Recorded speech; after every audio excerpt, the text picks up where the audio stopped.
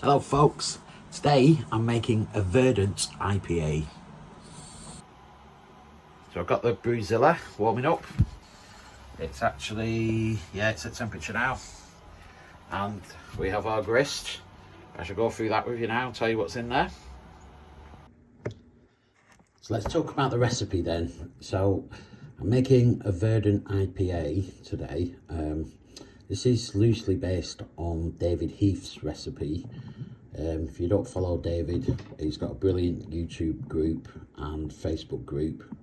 Loads of helpful brewers on there, answer loads of good questions, so highly recommend it. David made this Verdant IPA. Now I didn't have quite the same ingredients because I wanted to clear up some old malts that I had. So David's recipes here, it had Otter, Vienna malt, flaked oats, carabond and carapils for the grist. So I had some of those. I had Otter, but only had 1.8 kilos.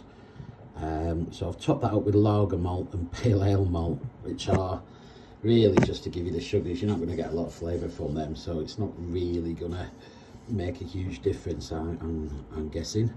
I had 500 grams of oats instead of 600. I had some caramalt, which was similar to carablon, not quite the same, and I had carapils, which the recipe calls for. So it's a variation on a theme, but I think they're good substitutions. I think it'll be fine. Then on the hops, Centennial, Mosaic. I had Centennial, I didn't have Mosaic, so I looked up a substitute for that, which was Simcoe, and I had plenty of Simcoe. So my IBUs are a bit lower than the recipe called for because of the alpha acid, so I've upped the quantities a bit to make up for that. So this is quite an unusual one because there's no early hop additions, so these are going in at 10 minutes from the end, and then there's a hop stand and a dry hop, so all the hops are sort of right at the end of the boil. So we'll see how that turns out. Should be a very sort of hoppy forward ale, I imagine. I've got some yeast nutrient. I've got Lallemand Verdant yeast, so everything else looks good. So the mash has been going about 40 minutes at this point. Starting to take on some nice colours. Nice recirculation going as well. No stuck mashes today. Okay, we're at the end of the mash now. Look at that colour. How good does that look? Right, so we've got the tricky bit now. Got to do the sparge. So let's get that out of the way. Take the lid off.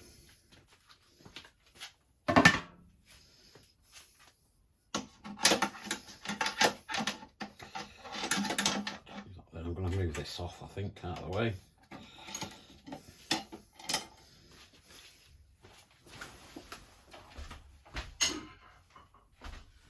Right, let's get this out.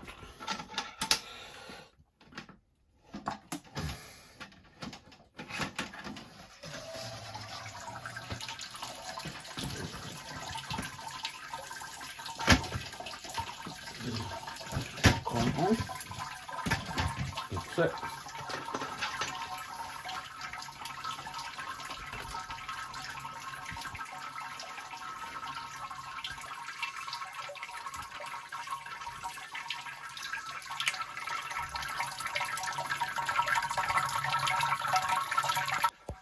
I've got a tea urn here with the Sparge water heated in it. I'm just going to fill this jug up.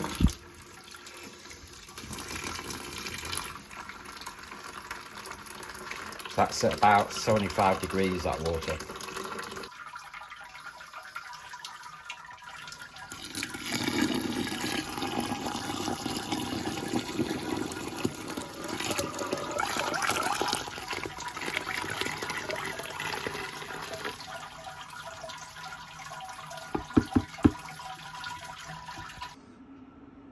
So Sparge is complete. We've hit just about 29 litres. We're just waiting for it to boil now. So we're getting towards the end of the boil now. It's had about an hour and 15 minutes. I'll put the immersion chiller in there. I've added a portaflop tablet and I've added the 10-minute hops as well. The immersion chiller's on now, so we're cooling the wort. So I've got cold water from the outside tap flowing through the coil and then out through that one, which is just going into the drain outside. That'll take don't know, I'm not going to leave it that long because I want to get it down to 80 degrees for the final hop addition. So we're at 80 degrees now. I'm going to add these final hops. This is like what's called a hop stand. So the whirlpool arm is recirculating, so the water is actually going through the pump at the bottom, up through that pipe, down that tube and swirling. So it'll start turning eventually, and that'll start creating like a centrifugal effect, and all the particles will settle in the middle of the wort, just to help clear it up. You can see it turning slowly, but it needs 20 minutes now with those hops in, just to give that aroma from those hops. We're about halfway through the hop stand now. I wish you could smell this. It smells amazing. Those hops just smell so good. So that's the boil done. We're now draining it into the fermenter. Yeast has gone in there. So we're letting that drop in, get some air into the wort that the yeast will need. All looking good.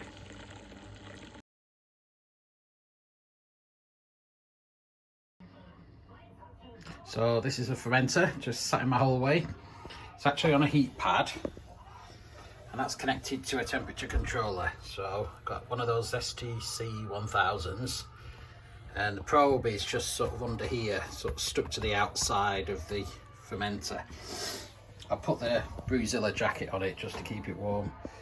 The airlock's on the top there. But inside the fermenter we have an ice spindle, and that's great because it takes all the guesswork out of it. The ice spindle is of course tilting as the wort is fermenting. So I'm going to show you the graphs now and explain how the fermentation's been going. So that ice spindle I mentioned, that's like a DIY version of a device called the tilt that you can buy. Tilt's about, in the UK, about £100. An ice spindle's about £30 or £40, probably even cheaper if you make it completely yourself from scratch. But basically all these graphs you're seeing on the screen are what the ice spindle is reporting.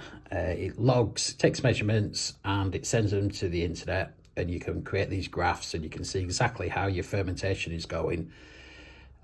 So just from the top left to the top right, the temperature is really interesting. That just shows how well you're managing to control the fermentation temperature. So you can see there my temperature controller was set for 20 degrees, and it's moving around quite a bit actually. It's not as bad as it used to be before I put the jacket on the fermenter, but it does move around quite a bit. I could probably lower mine maybe half a degree and it'd sort of average at about 20 degrees. It's probably a little bit too high there. Of course the temperature of the wort is going to be a little bit higher than the temperature of the heat pad underneath, and because the it gives off heat as it's fermenting.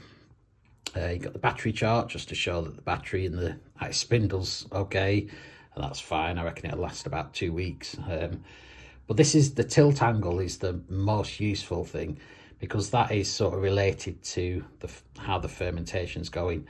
So you can see there's what's called a lag phase. Now your yeast takes a while to get going, and there's very little change in the actual tilt of for the first 24 hours or so there, and then it starts fermenting, and you've got quite a uniform fermentation for another day, and then this one's really flattened out. Now this is quite a strange one. I'm not entirely sure how this is going, because I think that might be just a rogue reading. I was thinking it had finished completely, so today I took the lid off the fermenter and there was krausen still on the top, and I think it's just affecting the tilt angle. I think the krausen builds up around the ice spindle and it doesn't actually tilt properly, because that gravity reading there is saying 1.018, which supposedly was calibrated, but when I actually took a hydrometer reading, it was 1.012. Now I'd expect this to go down a few more points, so I might just leave it another day or two just to see what happens with that tilt angle. So I've got to dry hop this, and I don't want to dry hop it too early if it's not quite finished that first phase of fermentation. But just the bottom of these, obviously you can look at the battery. Wi-Fi is interesting, not for any brewing reason, but I mean this is right next to my router and the Wi-Fi signal's all over the place, which is really, can't understand why. And then you've just got your temperature and your estimated gravity reading. But out of all of these, I think the temperature was really useful for helping refine your processes and getting the temperature right, temperature control right. But the tilt angle, I think, is the really interesting one. That just takes a lot of the guesswork away. And on other brews I've done, I've seen like, you know, maybe a full week or so of just a steady decline in the tilt angle, just showing that fermentation was going on, nice sort of linear fashion, and then it asymptoted off and clearly had finished. This one's a strange one, the fact that it's just gone so far and then flatline like that. So anyway, I'll look back in another few days and we'll see if that's changed. So there was a bit of a change. If you look at the tilt angle graph, when I opened it up to dry hop it, the ice spindle was all full of the krausen. It obviously was affecting its reading, so I gave it a bit of a wipe and a clean, and instantly you got like that lower gravity reading there. So I'll show you the next graph at the end of it all. So the total fermentation time was 8 days. So the last 3 days were the dry hopping period. So you can see there on the right hand graph on the tilt angle, you see where I cleaned the ice spindle and you got that drop, and then there wasn't much change really after that. On the temperature graph on the left, I did up the temperature just for the last couple of days just to help the yeast clean up.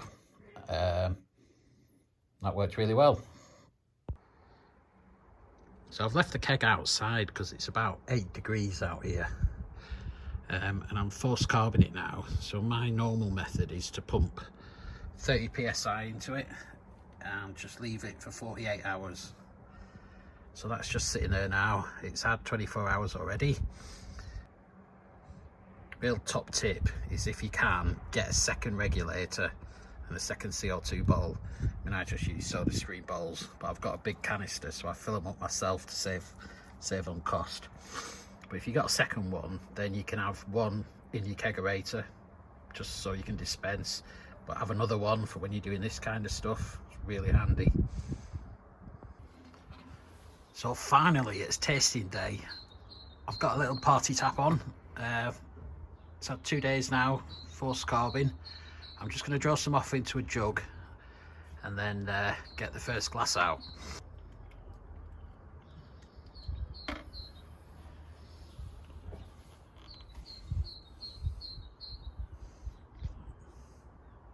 Alright guys, so there we have it, finished article. Look at that, absolutely great.